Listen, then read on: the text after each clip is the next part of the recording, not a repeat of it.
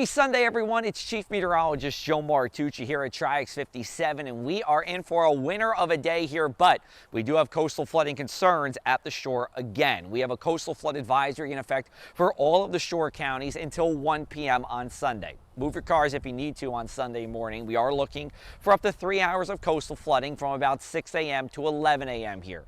The tide heights will be similar to what we saw on Saturday. So if you flooded on Saturday, you're going to flood again on Sunday here. And here's a look at two places in Ocean County and where it will flood at the peak of high tide here. So anywhere where you see the blues on the water, or on the roads, I should say, that's where we're going to see that coastal flooding. We will see a little bit more on Monday here between 6 a.m. to 11 a.m. as well. It's not going to be everywhere, though, as the tide heights will be lower as our winds come out of the north and west.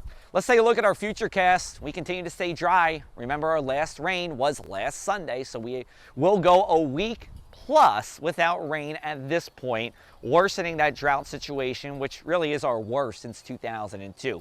But we're dry all the way until Wednesday here, and then we have some rain to talk about, and we'll talk about that in just a minute. But let's get to our numbers here. We start off with Sunday in the 30s inland, 40s at the shore, and we're rising from there. We have a mostly sunny sky with a wind out of the north here with a little bit of a northwesterly tilt to it.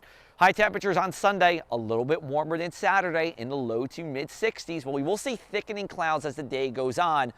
And that's going to be ahead of a cold front that passes through on Sunday night here. Now, we're not going to see any rain from this. We'll just see cloud cover because it's just too dry to rain when you have a weak cold front coming through. But still, that cold front will bring clouds, and it will bring a change in our wind direction. Low temperatures will be in the 40s, so we'll start out in the 40s as you kick off our Monday. And then Monday daytime, high temperatures should be in the mid 60s for a number of spots. Super comfortable to be out and about here.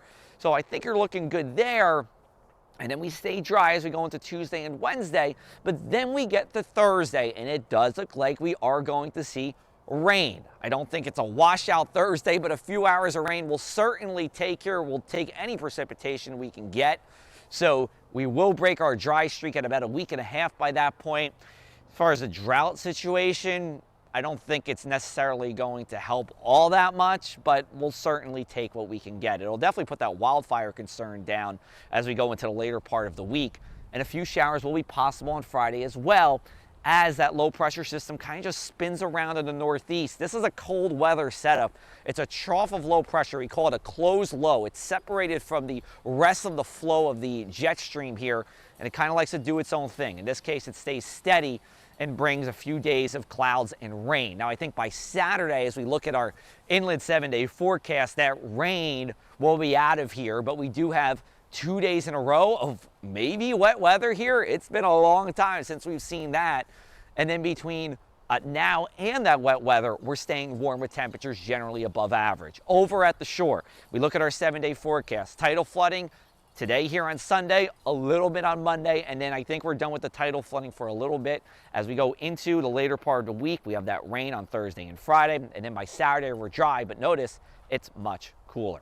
Remember, we have winter weather forecast coming to you. We are going to Bradley Beach on Monday, December 3rd, and in Margate on Thursday, December 19th. You can find more information on my Facebook pages. I'm looking forward to seeing you there, along with our Tri-X 57 team.